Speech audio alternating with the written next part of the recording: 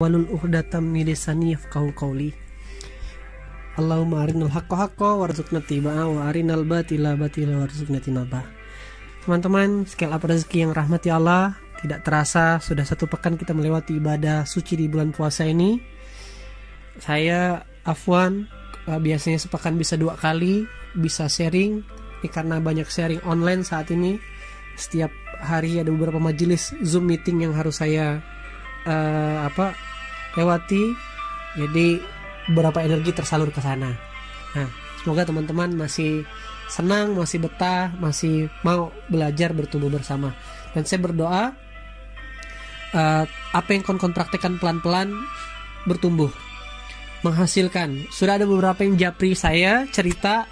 Salah satunya kemarin ada yang cerita setelah praktekin melepaskan kerak-kerak rezekinya, melepaskan segala, memantapkan pondasi rezeki dan memulai adab dengan ampunan kepada Allah. Yang tadinya usahanya agak berayun jalannya, agak slow. Nah, hikmah COVID ini jualan online shop via marketplace, jadi star seller, penjualannya bisa ribuan, yang tadinya nggak pernah rekor-rekornya seperti itu, kawan-kawan. Nah, jadi sekali lagi seperti audio sebelum yang saya bilang, kawan-kawan, rezeki kita mungkin nggak tahu di mana rezeki kita, tapi rezeki kita tahu di mana kita semua. Gitu dia. Jadi beberapa testimoni itu salah satunya ya. Nah, artinya ketika kita mengimani bahwasanya pekerjaan sebenarnya itu adalah pekerjaan yang sudah Allah list dalam ayat-ayat Quran, maka itulah yang mendatangkan scale up rezeki, itu yang mendatangkan pertambahan rezeki. Nah, di pekan lalu saya bercerita tentang berdasi. Jadi kalau bicara berdasi ini ayat Qur'annya, ayat fundamentalnya di surah Fatir tadi, surah ke-35 ayat ke-29. Alladzina yatluna kitaballah wa aqimis sholat wa anfiqu mimma razaqna. Orang-orang yang baca Quran, orang-orang yang sholat, orang menegakkan sholat dan menginfak, maka Allah ganti tijaratan lan tabur. Allah akan hadiahkan, Allah akan kasih label, Allah akan kasih proteksi, perniagaan ini tidak merugi. Dan ini betul-betul akan dialami bagi yang praktek dan yakin. Nah, dan seperti yang saya pernah bilang bahwasannya realisasi bukti ayat itu ada. Kita perhatikan di bulan Ramadan kan, orang-orang senang bertadarus. Kalaupun dia tidak baca Quran, ya kan, dia suka senang dengerin, ya kayak gitu ya. Nah, paling nggak kadang lihat temannya, tetangganya baca Quran, dia ikutin baca Quran juga. Malu kalau nggak baca habis sholat zuhur, kayak gitu. Orang rajin sholat ke masjid, ya kan, ada beberapa masjid yang udah buka subuh, yang biasa nggak ada jadi ada. Nah, orang gemar berbagi, gemar berinfak. Ini saya lihat platform funding, donasi itu bertumbuh pesat. Kebetulan saya punya teman di amalsoleh.com itu bertumbuh. Saya lihat di beberapa lainnya bertumbuh juga. Nah, ini dan akhirnya pertumbuhan itu mendatangkan rezeki. Nah, yang nggak bisa beli motor ganti motor baru, yang nggak bisa ngecat rumah, yang nggak bisa beli baju tiba-tiba beli baju lebaran. Nah, itulah bukti nyata. Tapi terserah kawan-kawan, saya tidak bisa memaksa karena hidayah milik Allah. Nah, buat yang yakin dan percaya, sebelum Al-Quran sholat infak, maka dalam pengalaman saya 3 tahun terakhir berbagi ini, kayaknya ada yang praktek kok belum maksimal. Nah, ternyata ada 1 poin yang terlepas yang seperti janji saya, yaitu poin B-nya, yaitu biru walidain, kawan-kawan. Apa biru walidain ini? Yaitu sebuah ibadah di mana konsepnya adalah kita memuliakan kedua orang tua kita. Nah, ini kelihatannya sepele, kelihatannya biasa, tapi ini kelihatannya jadul, tapi ini adalah amalan yang amat sangat powerful, kawan-kawan. Maka di mana Allah berfirman, wa qada rabbuka alla ta'budu illa iyyahu wa bil walidaini ihsana. Dan Tuhanmu telah memerintahkan agar kamu jangan menyembah selain Dia. Pertama Allah deklarasi, ente jangan sembah selain saya ya. Ente cukup percaya sama saya. Nah, kesetaraan itu, ya kan, kekuatan perintah itu, kekuatan legitimasi itu disambungkan Allah dengan ayat berikutnya, imma yablughanna indakal kibara ahaduhuma au kilahuma faltakul lahuma ufi wala tanharhuma wa kullahuma qaulan karima. Ya kan? Tadi wa qada rabbuka illa ta'budu illa iyyahu wa bil walidaini ihsana.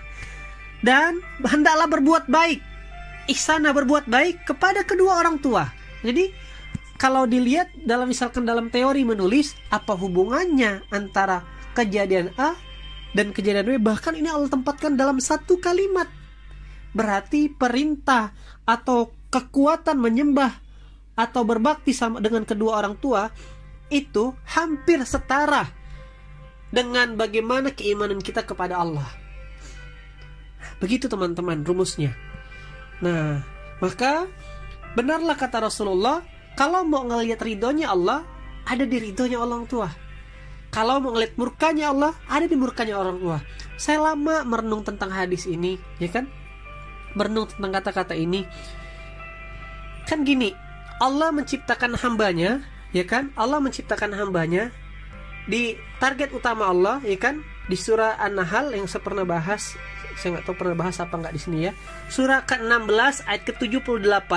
Wallahu akhrajakum min butuni ummahatikum la ta'lamuna syai'a wa ja'ala lakumus sam'a wal absara wal afida la'allakum tashkurun. Dan Allah mengeluarkan kamu dari perut ibumu, kata Allah, dalam keadaan tidak tahu apapun dan tidak memberi pendengaran. Dan dia memberi pendengaran, penglihatan, dan hati nurani agar kamu bersyukur. Nah, kalimat ini masih konteks tentang ibu.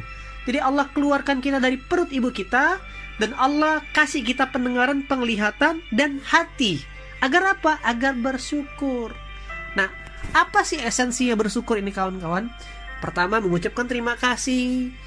Yang kedua, dengan hamdalah. Yang kedua, merawat apa yang sudah diberi. Itulah bentuk realisasi bersyukur. Dan yang ketiga, mempergunakan yang diberikan ini untuk tanda kutip menyenangkan, membahagiakan kepada pemberi. Itu level next, ya kan, level upgrading bersyukur. Nah, Allah kasih kita mata, Allah kasih kita telinga, Allah kasih kita hati, dan siapa yang berperan di awal sebelum kita mampu menjaganya, yaitu kedua orang tua kita. Dalam hal ini mungkin ibu yang perannya luar biasa. Dia jaga kita untuk tidak tergigit dari nyamuk. Dia rela untuk berjaga tidurnya sampai larut malam, gantian dengan ayah kita. Dia kasih kita menyusui. Dia memberikan ASI kepada kita. Dia rela tidak tidur lembut. Dia tunda itu waktu kita masih umur 1 sampai 3 tahun. Beranjak 4-5 tahun, ya kan? Dia rela tunda kesenangannya untuk berbagi sama kita, memberikan anaknya kado, memberikan mainan kesenangan kita. Saat kita melanjut bangku sekolah, dia tunda lagi untuk beli baju barunya, tabungan hajinya, supaya anaknya bisa sekolah. Sampai nanti anaknya kuliah, dia perjuangkan. Ayah yang sudah mulai renta, dia tunda kesenangannya untuk ganti handphone, untuk beli mobil baru, supaya dia punya anak bertumbuh. Itulah wujud berterima kasihnya kedua orang tua kita kepada Allah. Maka Allah kasih derajat yang setara. Setara dalam artian tadi, perintah setelah menyembah Allah adalah berbuat baik dan berkata yang baik kepada kedua orang tua, teman-teman. Nah, itu dasar teorinya. Bahkan Allah tegaskan lagi, kawan-kawan semua yang dirahmati Allah, di surah Luqman. Oke, di surah Luqman, surah ke-31. Surah ke-31 ayat ke-14. Di mana Allah berfirman, dan ingatlah ketika Luqman berkata, wahai anakku, dan kami perintahkan kepada manusia agar berbuat baik kepada kedua orang tuanya. Jadi ini perintah dari Allah. Ibunya telah mengandung dalam keadaan lemah yang bertambah-tambah dan menyapinya dalam usia 2 tahun. Bersyukurlah kepadaku dan kepada kedua orang tuamu, hanya kepadamu kembali. Jadi 2 ayat ini Allah perintahkan untuk berbakti dan memuliakan kedua orang tua. Bahkan saya baru paham sekali lagi, teman-teman, di surah Al-Isra surah ke-17 ayat ke-23 tadi, lanjutannya adalah, maka sekali-kali janganlah kamu mengatakan kepada keduanya dan janganlah engkau membentak keduanya. Na'udzubillah min zalik. Apa esensinya? Jangan sampai membuat kedua orang tua kita sedih, kawan-kawan. Jangan sampai meneteskan air matanya.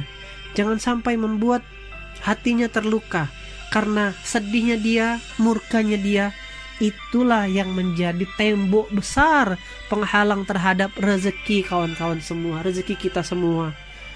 Nah, maka saya punya teman, punya pengusaha, 2006 bangkrut sebangkrut-bangkrutnya. Usaha cucian mobilnya 4 tutup, bengkelnya tutup, meninggalkan hutang. Aslinya Bandung, tinggalnya waktu itu usaha di Jakarta. Akhirnya pulang cuman sehelai sepinggang, cuman bawa tas kawan-kawan. Dan langkah pertama yang dia lakukan kembali ke rumah adalah bersujud, mencium kaki kedua orang tuanya, bahkan sampai se-ekstrimnya membasuhi kaki orang tuanya dan dia minum airnya. Sampai segitunya loh. Nah, saya tidak tahu kalau hal ini ya dalilnya atau apapun, tapi ada beberapa orang yang sampai segitunya memuliakan kedua orang tuanya. Atas izin Allah, nggak sampai 2 tahun bangkit lagi kehidupannya, 6 miliar hutangnya selesai dan bertumbuh lagi. Cuman itu amalannya. Saya tanya, apa amalannya bang? Itu yang saya lakukan. Dan kejadian ini, bab ini kawan-kawan, sudah Allah ceritakan kan dalam sejarah, sebagaimana Uwais Al-Qarni yang tidak terkenal itu sudah diributkan, sudah dibicarakan oleh pasukan langit, oleh para penduduk langit. Maka kawan-kawan yang dirahmati Allah, jauh-jauh kita cari surga keluar, sibuk kita minta doakan wali, ustadz, kiai. Tapi kalau kegiatan itu, amalan itu, ritual itu melebihi semangat dan giroh kita minta doa kepada kedua orang tua, rasa-rasanya kebalik. Karena perintah Qur'annya orang tua dulu yang dimuliakan, bahkan dilarang untuk ngomong kitanya. Maka di bulan suci Ramadan ini jangan menunggu hari raya. Kawan-kawan bisa memulai dengan hal yang kecil. Orang tua kita itu tidak pernah tahu kita. Satu dunia pun kawan-kawan serahkan kepadanya, tak akan mampu membalas apa kebaikan yang sudah mereka lakukan dalam kehidupan kita. Maka buat teman-teman yang berharap scale up rezekinya ini, advice saya yang sangat buat kawan-kawan semua, saran terbaik saya, mulailah setelah ada pintu pertobatan. Karena kalau bicara tobat, kawan-kawan bisa lakukan sendiri. Mulailah dengan deklarasi. Datang ke orang tua, ucapkan 3 kalimat. Pertama, Bu, minta maaf. Minta maaf karena belum afwan. Pertama, ucapkan terima kasih. Terima kasih dulu. Bu, Pak, terima kasih sudah baik dengan saya, sudah percaya saya, sudah support saya, sudah mau bantu saya jaga anak-anak, sudah membesarkan saya, sudah muliakan saya, sudah nikahkan saya. Makasih Pak, makasih Bu. Kedua, minta maaf kawan-kawan. Nah, saya nih baper kalau ngomong ini. Nah, saya tahu perjuangan kedua orang tua saya mengantarkan saya sampai sekarang. Kedua, minta maaf Pak, Bu, maafin saya kalau belum bisa jadi anak yang bisa mewujudkan cita-cita dan impian Bapak Ibu. Kawan-kawan, mungkin banyak hal yang kita lakukan yang tidak sesuai dengan keinginan dan harapan mereka. Mereka mungkin sungkan untuk mengucapkannya. Maka kita mulailah dengan minta maaf. Karena yang seperti saya katakan tadi, kedua orang tua kita itu rela menunda kesenangannya. Ayah kita itu sudah mulai rapuh, otot-ototnya sudah mulai kendor, kelopak matanya sudah mulai mengkerut, tulang belakangnya sudah mulai terbungkuk. Bahkan mungkin dia masih harus bekerja untuk menyokong kehidupannya, menyokong kehidupan ibu kita, karena lantaran kita belum mampu membahagiakan mereka. Lantaran kita bahkan mungkin masih sibuk menyelesaikan hutang, kita lupa menyelesaikan kewajiban kita sebagai hamba, yaitu memuliakan kedua orang tua kita kawan-kawan. Maka mulailah dengan kata yang kedua, minta maaf. Dan yang ketiga teman-teman, ini yang kawan-kawan awal gengsi, dan ini yang saya lakukan. Dan saya ingat sekali ketika saya pernah punya momen buruk dalam hidup, yaitu batal menikah. Setelah saya korosek, ayah saya ngomong, waktu itu ayah sakit, pelan dia ngomong, tapi tamparannya kuat buat saya kawan-kawan. Ya, papa lihat udah sukses, udah punya mobil, udah punya penghasilan, makanya papa sungkan juga. Sampai segitunya itu, dosa benar saya. Makanya papa Papa juga kagetnya. Jadi waktu itu saya berperspektif saya sudah dewasa dan saya tidak memberatkan orang tua. Jadi saya terbang sendiri, saya lakukan PDKT sendiri ke mantan calon istri saya, dan saya tidak ada bahasa ABCD pun kedua orang tua. Saya pribadi merasa takut memberatkan mereka dengan pokoknya saya pingin orang tua saya terima bersih, kawan-kawan. Tapi ternyata ayah saya itu bilang kalau yang benar, nah ini dia ngomong setelah akhirnya saya batal nikah kan, yang benar ngomong dulu sama papa, paling tidak papa bisa bantu apa gitu loh, kawan-kawan. Ternyata orang tua tuh hanya butuh dihargai positioningnya. Akhirnya saya pegang benar kata-kata itu, teman-teman. Di kesempatan berikutnya, setelah saya melewati fase kegalauan itu dan saya mulai berazam untuk segera menikah, terserah dengan wanita pilihan Allah, saya bilang, Pak, dan saya tidak ngulang kesalahan kedua kalinya, Pak. Sudah ada menemukan seorang akhwat, seorang perempuan, kayaknya dia serius juga mau nikah. Boleh Papa silaturahmi sama orang tuanya, kriterianya A, B, C, D. Menurut Papa bagaimana? Nah, saya mulai dengan kata-kata itu, kawan-kawan. Dan atas izin Allah, karena saya datang dengan minta ridho, Masya Allah tabarakallah, pernikahan saya sama Kak Mira betul-betul sama istri saya betul-betul dirahmati Allah, diridhoi Allah. 2 pekan saya kenal, saya lamar, 2 bulan kami menikah tanpa hambatan, dalam artian dengan secukupnya waktu itu. Dan hari ini kami merasakan ridho dari orang tua itu, Masya Allah. Maka rumusnya, kawan-kawan, dalam praktek biru walidan ini, saya ngajak kawan-kawan datang, pertama ucapin terima kasih, yang kedua minta maaf, yang ketiga minta ridho. Pak, tolong doakan semoga hutang saya lunas, Pak.